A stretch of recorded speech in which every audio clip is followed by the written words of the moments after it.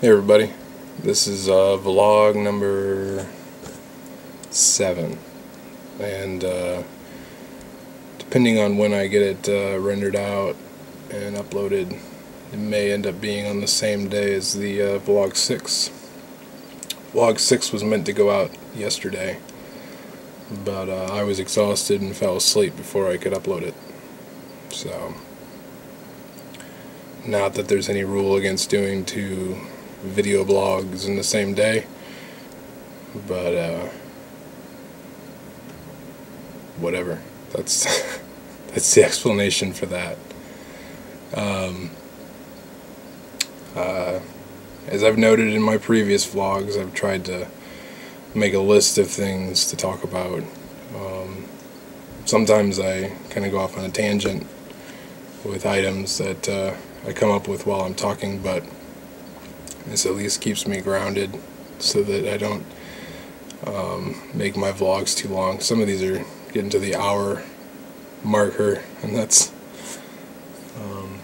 I guess that's okay. Again, there's no rules, I guess, but I don't know how many people want to watch me actually watch me talk about nonsense for a whole hour. I think you'd rather watch a tutorial of mine for an hour than see my face doing or telling you this stuff. Anyway, everybody will be happy to know that the pimple from vlog number 6 has been downgraded to a wound, as you can simply see here. So that's not going to bug me as much. Somehow I didn't see it in the viewfinder before, and we're very lucky that I didn't just totally dump that vlog because of it, because it was driving me nuts when I was editing it. I don't think I have a very Brad Pitt, Channing Tatum face or anything, but just never, it doesn't hurt to avoid things that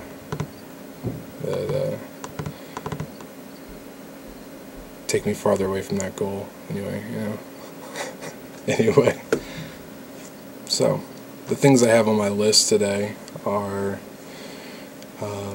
client retainers, how much to charge when you're a freelancer, or even asking for, or looking for a job, trying to get a job, and how I feel about discounts and even free work.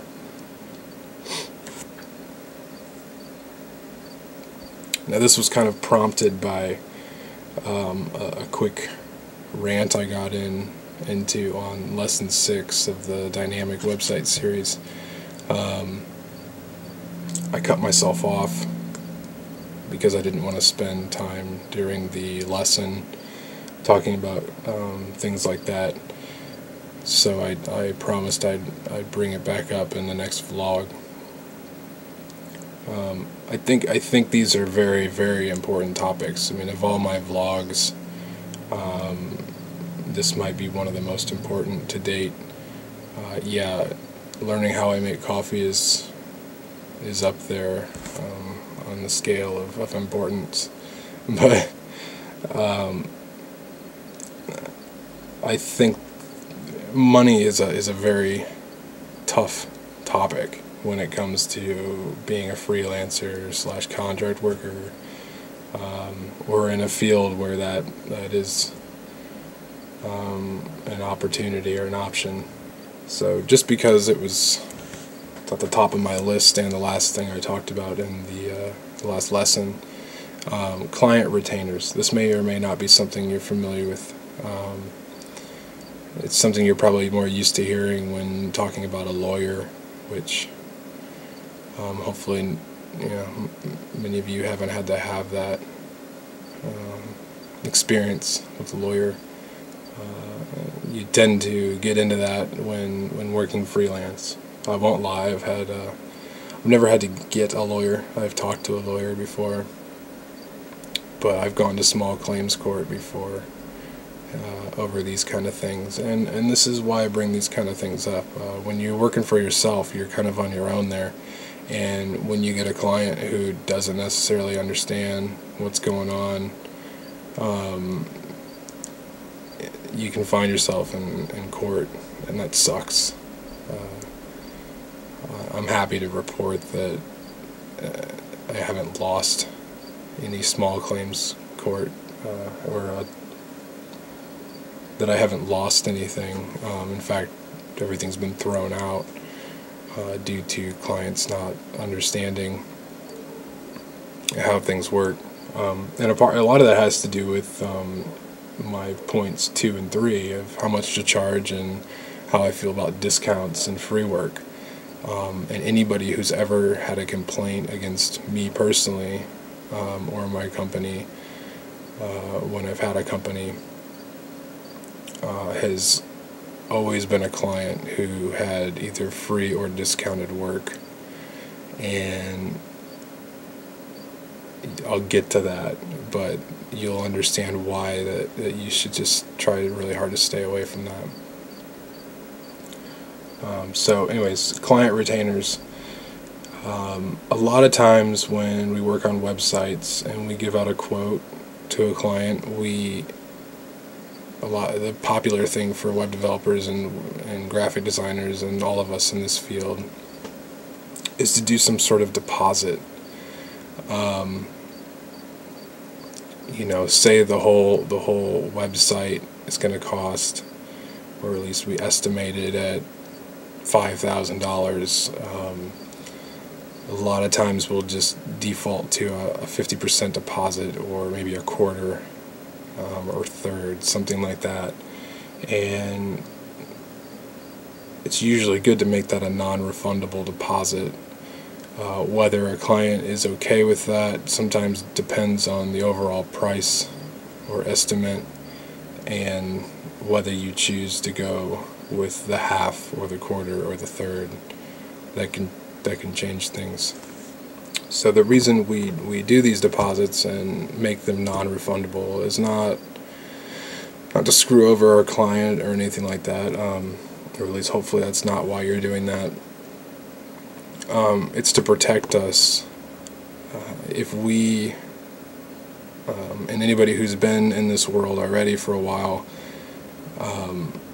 will at least experience this once, where you do a bunch of work for a client, and then they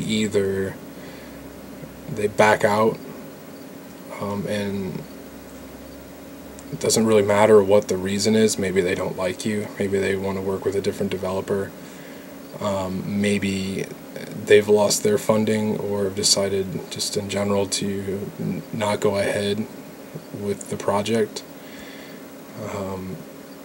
Either way, you've already done a bunch of work, and whether that amounts to the whole half, say that's what we ask for a deposit of half, whether it amounts to that or not, you need to have some assurance that you're going to get paid for that, especially if a client backs out due to financial reasons.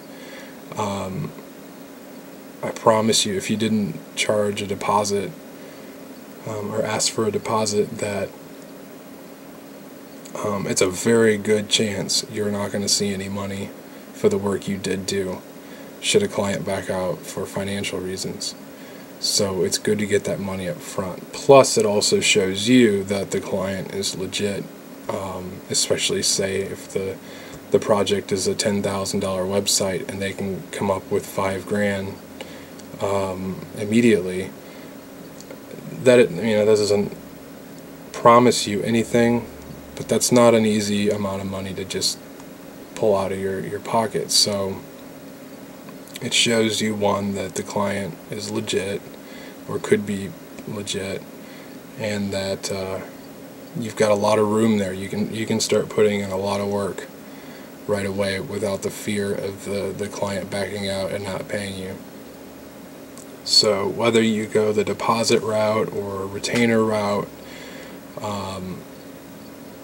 it's important to do one or the other, because if you start a job without anything down, any down payment or anything, you do run that risk of not getting paid. And that can mean a lot when you're a freelancer. This could be your only client, and you could have put hours and hours of work into it, and then bills are due and you're expecting a paycheck and then it doesn't come. There's not much you can do, and you can try to take them to court, but it's not really worth it unless it's big enough of a job. So we talk about deposits, but then there's also the idea of a retainer.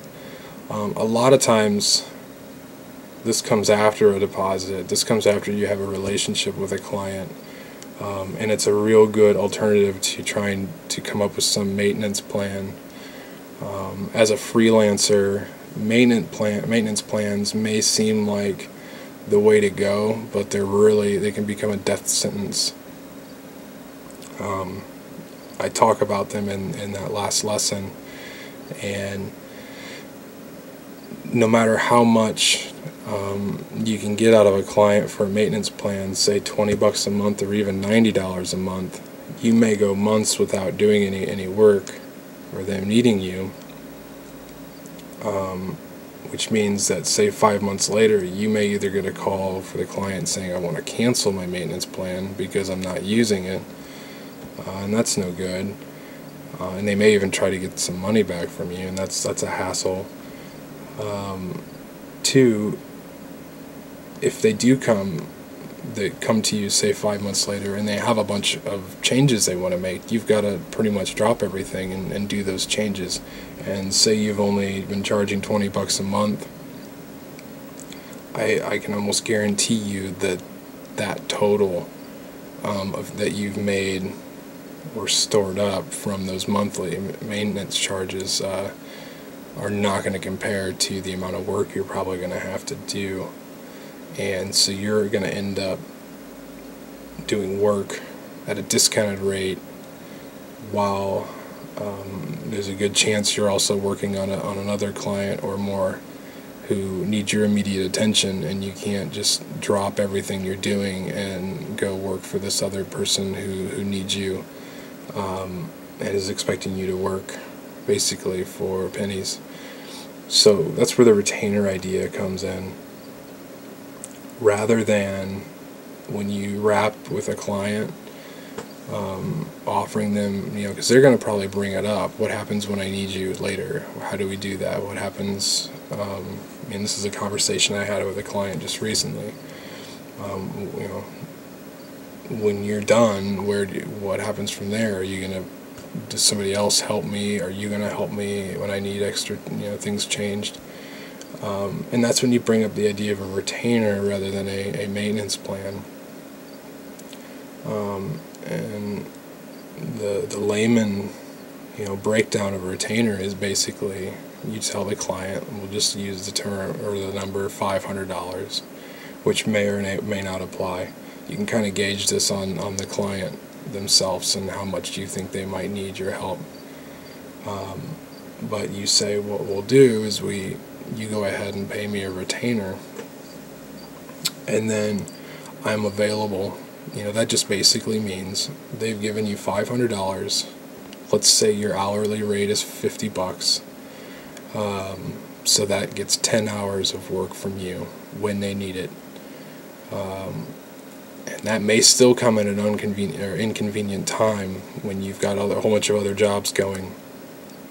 But the fact of the matter is that you are still getting paid $50 an hour, which is what your rate is, in order to do that work. You're not getting paid a fraction of that because you chose to go the maintenance route.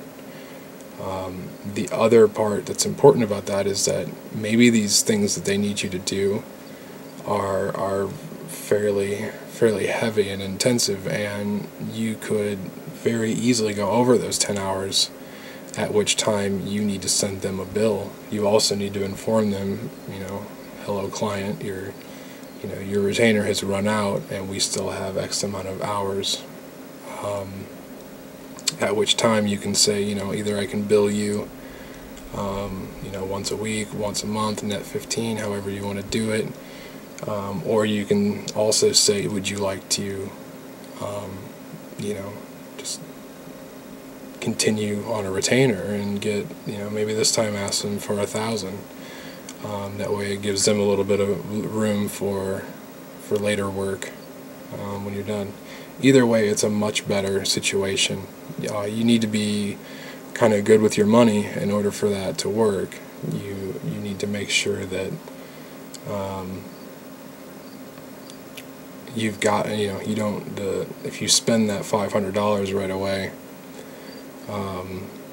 you need to hope that you've got enough client work and paychecks coming in to justify the time you're going to spend with the retainer client when they do need your help. But hopefully that makes sense as to why that's important and a better way to go about things.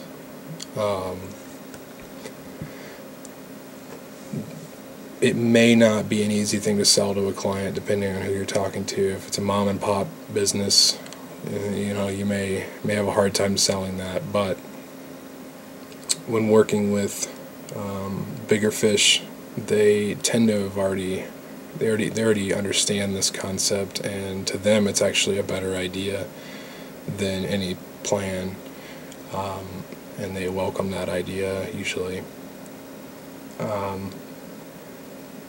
So, like I said, coming up with the dollar figure is really up to the client. If you've already got a relationship with them, you can kind of gauge how much work they may need when they do contact you. Are they easy to work with? Is it going to be a pain? No offense to the client, but some of them are really hands-on to the point where they actually, whether they realize it or not, they're making you work longer because they're too involved. And those are things you should keep in mind when coming up with an idea of or a dollar figure for the retainer. So that's that. Moving on. How much to charge? I've been asked this a lot. Not necessarily through our website. In fact, I don't even know if anybody's ever asked me that. But I've been asked this a lot locally within my own colleagues and friends in the music industry and things like that, which is where most of my local acquaintances are. And it's always a tough thing to figure out. I know when I first started doing freelance, it was tough. You wanna ask for enough. You want to feel like you have worth, and you also want to make sure your bills are paid. These are all things going through your mind, but at the same time you're also terrified that if you throw a number out there, a client or a potential client is going to say, sorry, that's too much. So what I tend to tell people who are just starting out, because that's when you really don't know what your worth is, and quite frankly, your worth could be really nothing. I mean, how do you know? You've never really done much client work, if any at all, and you're not worth a lot. And I say that, and it sounds very pompous and rude, but it's not meant to be that way. Hopefully you guys can understand what I mean by that. Now, you don't want to tell a client that you don't have any worth, and you want to kind of, avoid having to say that you've never done this before. And a good way to avoid that conversation is to be very confident in that number that you pull out. It shows that you understand what you're doing, and that it's just better that way. So what I like to do is just some simple math. So you really need to figure out, first thing is, what are your expenses? What does it cost you, or what will it cost you to work freelance and still live? Even, just at the bare minimum. And, total up your bills, figure out what your expenses are as an actual business. One thing that at least I remember when I was first starting, and that I've seen with other people that ask this question, is that they're kind of scared to come up with the number that they come up with, because they feel weird about throwing their own personal expenses in, like their rent or things like that, their car insurance, things like that. But you have to a certain extent, without abusing it.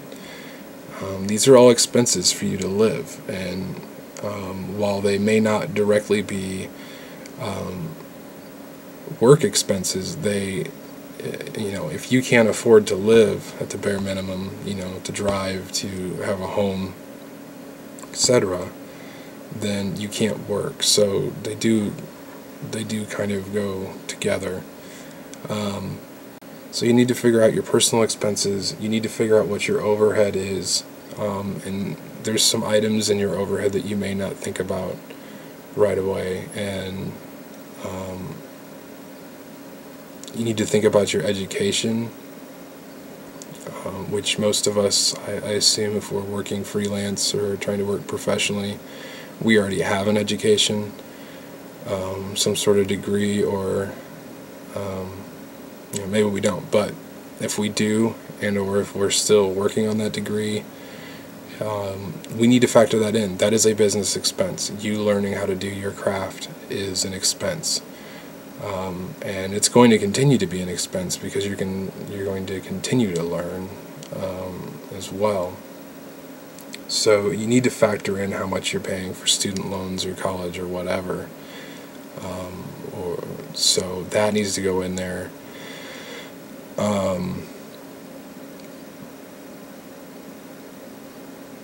You also need to factor in things like software and your equipment.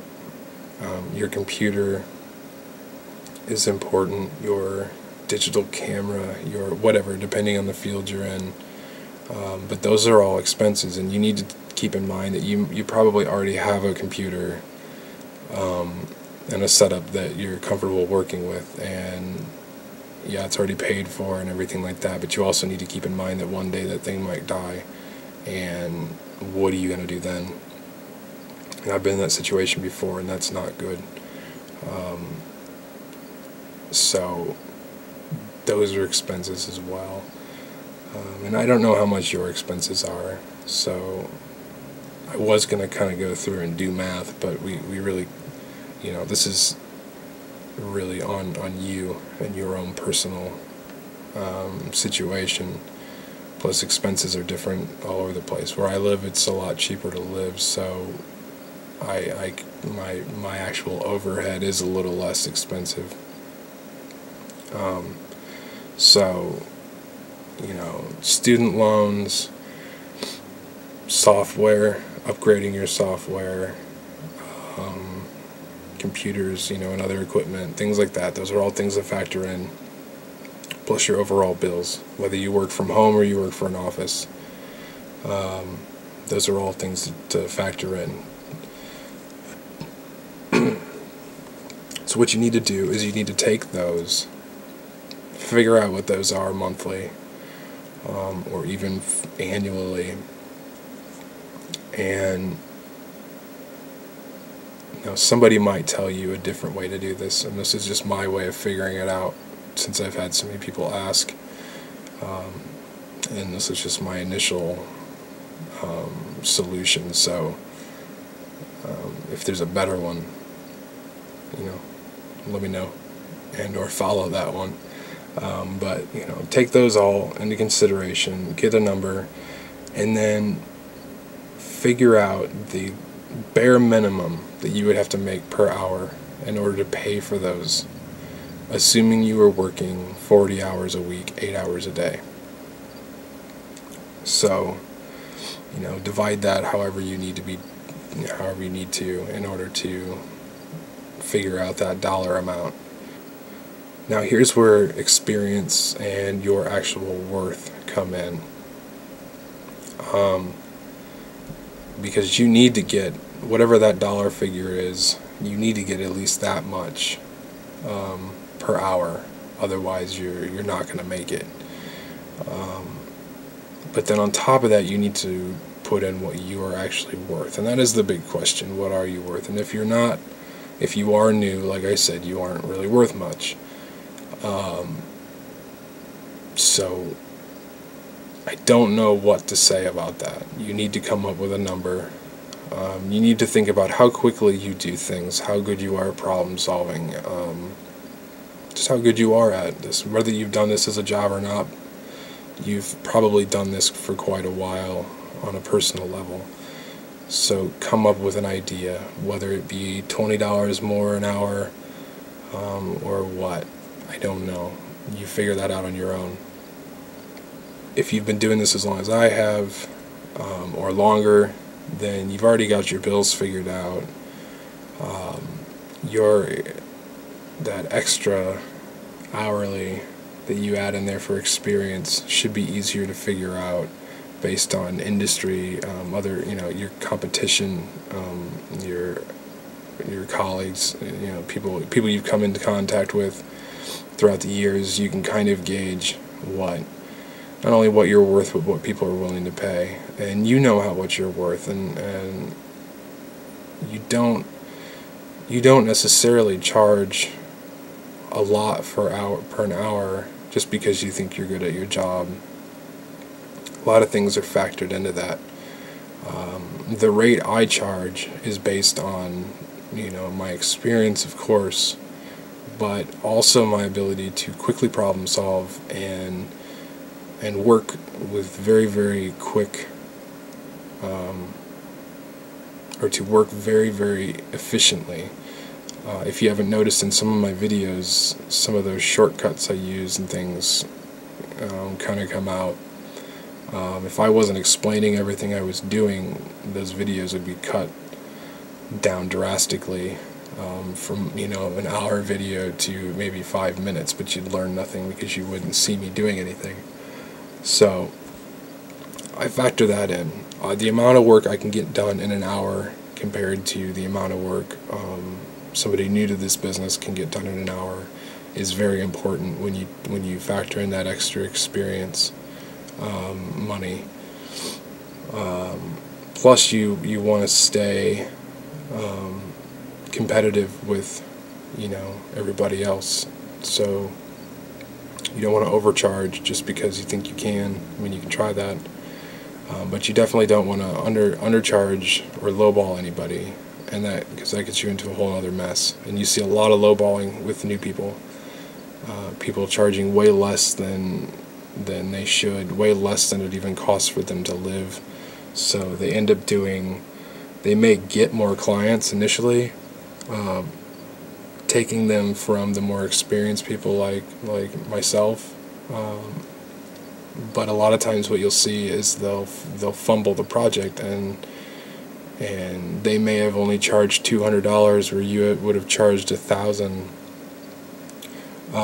But either way, that's $200 a client has lost, and now they are, at least, I was going to say forever, but at least at the moment they're pretty jaded when it comes to a web developer or graphic designer or whoever they hired.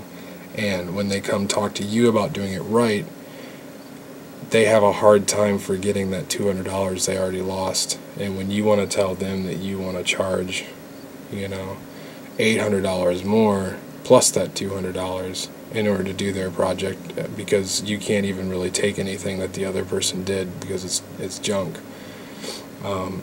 you find it really hard to sell.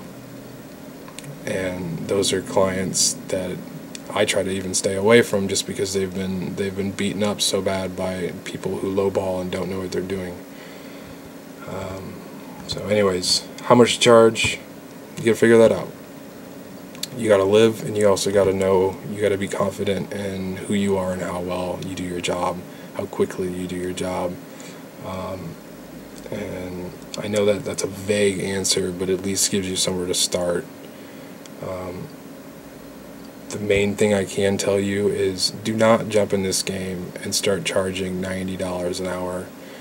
I guarantee you're not worth $90 an hour, and all you're doing is making people like me who charge near that making it harder for us to get work, because, if Steve down the street, who's just got out of college, is charging $90 an hour, then why would I be charging? Why am I any different charging the same amount? And then you gotta sit here and sell yourself, which is really annoying. We're not salespeople. At least that's not what we want to be. So please do us all a favor and start little. Don't screw yourself, but don't screw us either, because most of those people I see that lowball end up not making it. They end up dropping out, and all they've done is screw up the industry. Which brings me to my last point. As far as lowballing, discounts and free work, this is a tough one. It is in our nature to want to give discounts and even, hook people up with free websites, especially when we're starting out. When this comes to friends and family, it's the worst. And even though I doubt you would take this next comment and run with it, I'm going to say it anyways. Don't do it. Don't give away free work. I don't care if it's your dying mother. Do not make her a website for free. It's just not good business. You're going to screw yourself up, because you're going to start getting a lot of attention by doing that, by doing discounted work or cheap work in general. But all you're going to find is that you have a ton of clients now, and none of them are paying you very well, and you're just overworked and spinning your wheels and getting exhausted. And that's what a lot of us do in the beginning. And where you do need to do some discounting and some bartering, not free, but bartering, trade work in the beginning.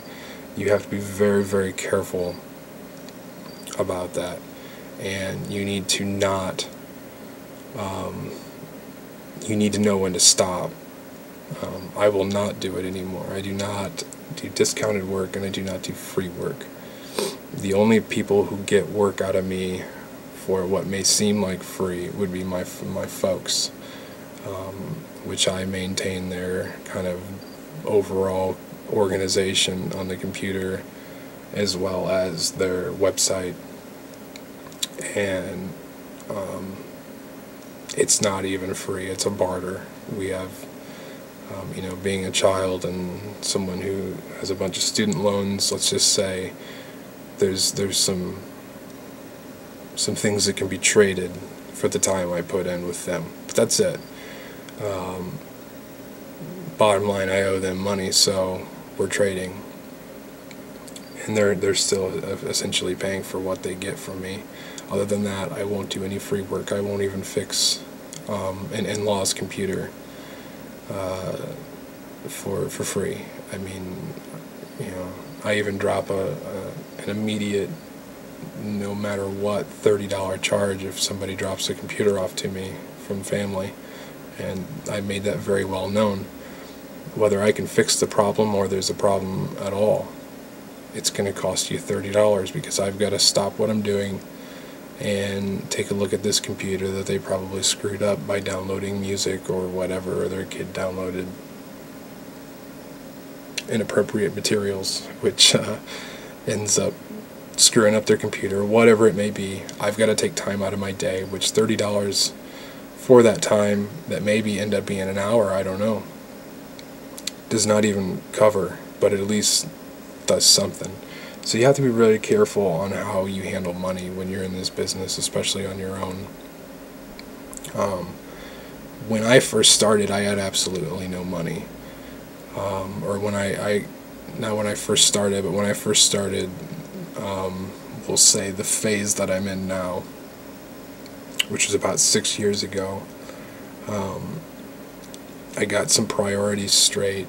I had been working all over the country, doing good things and bad things. I'd been playing music and living a rock and roll lifestyle, which I don't regret. It was fun, but you know, I'm a family person now, and I had to make a decision 6 years ago, which was basically quit drinking and going out, which go hand in hand. I still obviously play music and have a good time and get to enjoy myself. In fact, I do a better job playing, and I enjoy myself a lot more now that I'm not in that party scene. That's all I'll really go into that, but let's just say that decision changed things, and that's why when I say first started, I kind of mean that is starting this phase in my life, which, you know, started in my mid-20s. I quite literally, if you've ever read anything about me or bio or anything or whatever, there's crap about me on the internet everywhere. I started with $5-10 in my pocket and a computer. I really didn't even have a place to live.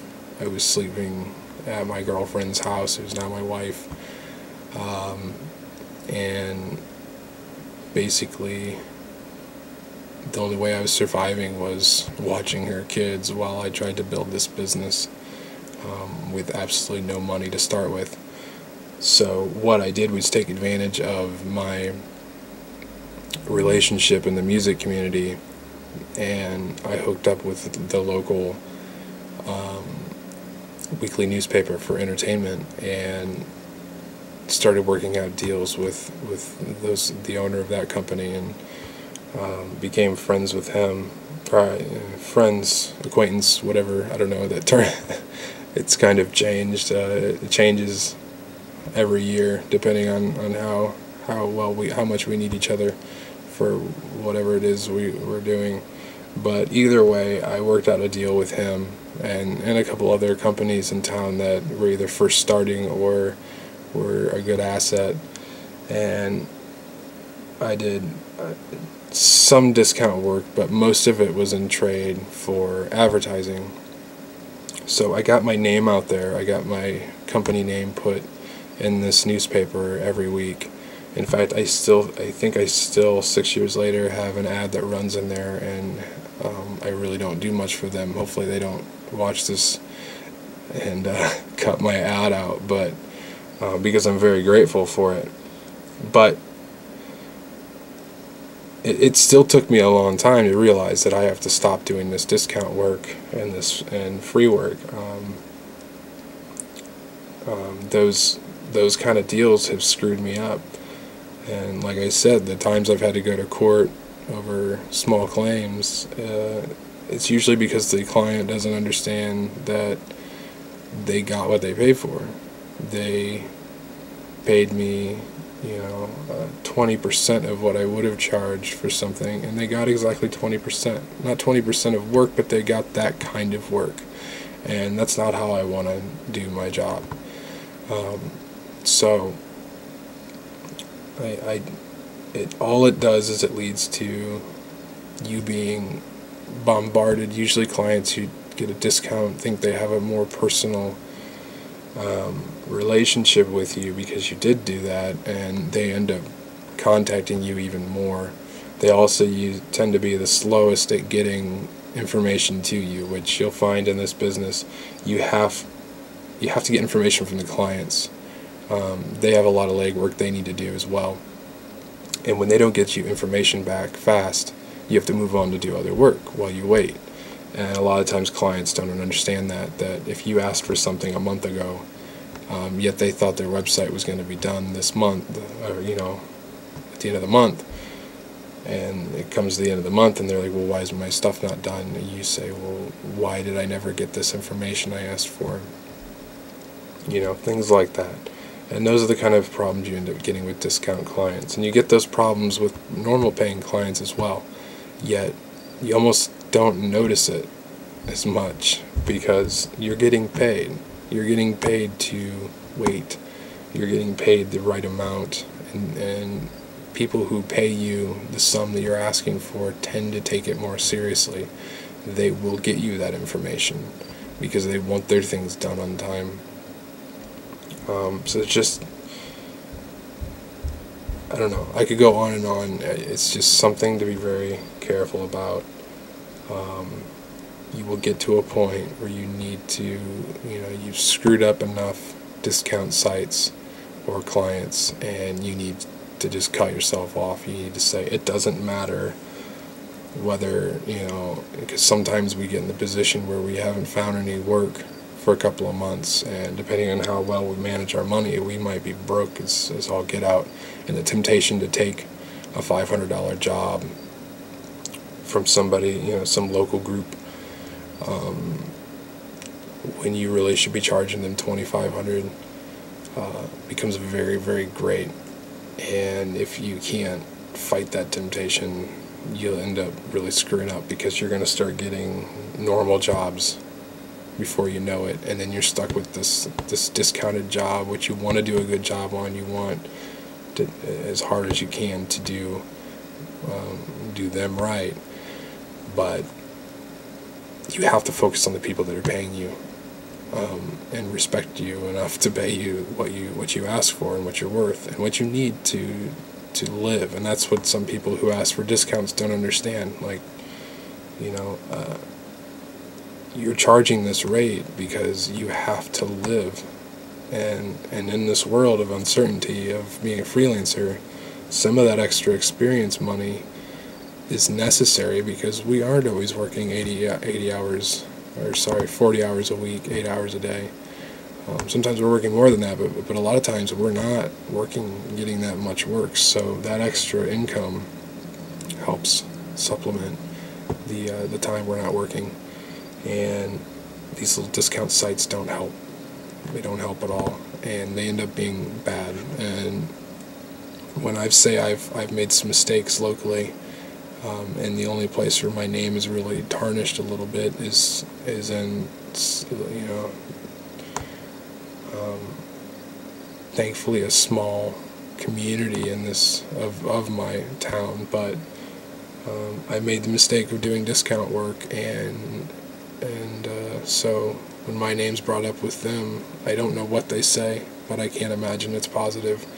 And though I don't do really any local work anymore, I work on a national level, the time may come where I have to do some local work, and it could be years later, but that bridge could be burned still, and that sucks. So save yourself that trouble. I know this video has gone on now very, very long, and there's nothing too exciting about it. You're really just staring at me. I didn't even get an extra angle in here to make it interesting, so I apologize. I don't know how long this has gone on, but if it's been like an hour, so I hope everybody stayed along, because it's just important things to know, and I can't stress the last stuff enough, the discount stuff and everything like that. I hope everybody understands that. You need to realize that you're worth something. You're not only worth something, but you're not just worth something, but you have a bare minimum in order to live, and you can never succeed in this business unless you understand that and charge accordingly. And that's it, And if you're working with clients who don't understand that and don't want to work with you like that, then they're probably not a good client. I can't speak for everybody, but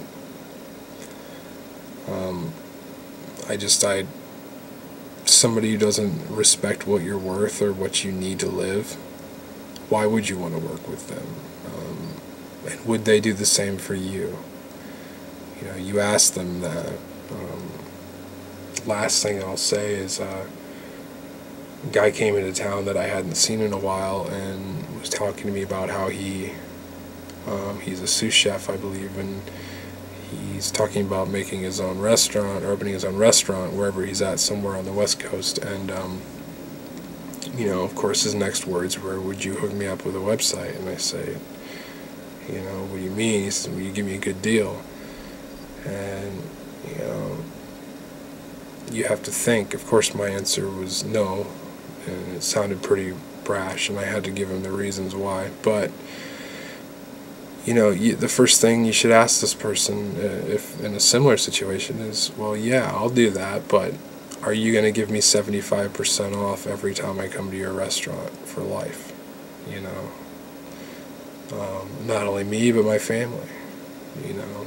Yeah, ask them that and see what they say about that. See if you can make that deal with them. Then maybe it's worth it. But you got to see, you know, it puts it in their mind. They think, well, no, of course not. If I did that, I could not be in business. And you need to make sure that they realize that you're in the same position. How am I going to pay my bills and be in business if you trample all over me and don't pay me what I'm worth or what I'm asking? So that's the end of that. We'll see you guys later. I'm going to try and fit in another video today. So hopefully we can get up to lesson 7 sometime today. The lesson 6 is still rendering, which means you'll probably get this after it's done rendering. But that's about it. Thank you guys. Bye.